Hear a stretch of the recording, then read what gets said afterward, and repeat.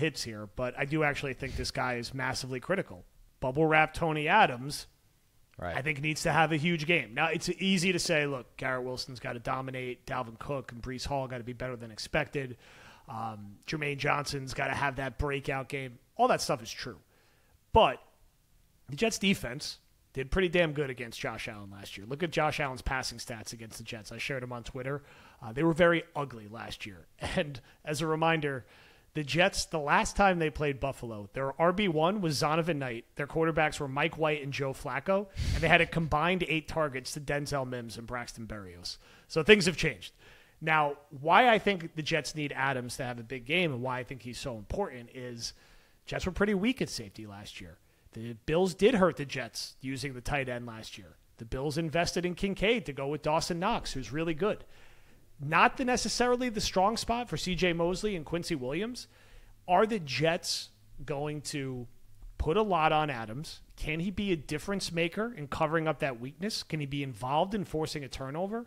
Are the Jets going to go a little 3 safety heavy and get Amos out there too, with only 2 linebackers on the field in certain looks? Maybe. If Buffalo, if Buffalo's going to try to beat, if I'm Buffalo, from what I learned last year, our ways to beat the Jets are to have Josh Allen run, because he ran all over the Jets last year, and the safeties play a factor into that too.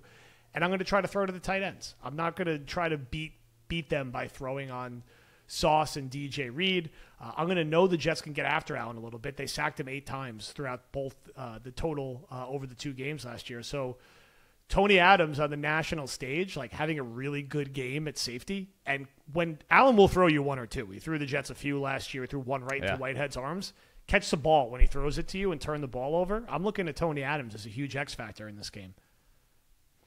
I love it. I think they are too. That was one of those things that Douglas said on the pod. He's like, I think his exact words were, the cat's kind of out of the bag. Like, everybody knows how they feel about him now, and that's what happens when you don't really play a guy throughout the preseason. And he gets all the run with the ones. That would be, I did Bills Radio this morning, WGR. It's a great station. I love the guys up there. We always have, out of all the divisional coverage, I always have the most nuanced conversations with the guys that cover the Bills. And I've had great combos, with Patriots. Don't really do a lot of Dolphins media, admittedly. But definitely with the Bills fans, they said to me, they're like, what do you think of the quote on DJ Reed with the historic defense? And I was like, you love that confidence from a corner. You have to be that confident. I wouldn't go there. Like, I don't think the Jets have a historic defense this year. But if they want to tap into that road, the key stat for them is takeaways. And ironically, that might be on the back of a guy that was a UDFA 2 years ago. Because if Tony Adams gets you 5 interceptions this year, gets you 6 interceptions this year, and you see a bump up from some of the other guys just by, nature of the game, right? And we've done this a lot. Like, LaMarcus Joyner led the Jets with 3 interceptions last year. Sad stat. Jordan Whitehead had 2, Sauce had 2, Michael Carter had 2.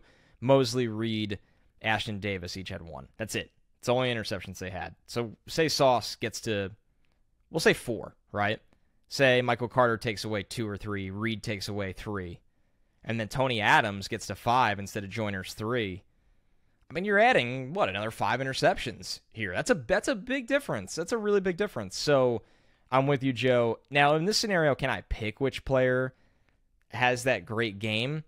I think this game could ultimately be decided on what the player does that's lined up across from Spencer Brown, the Bills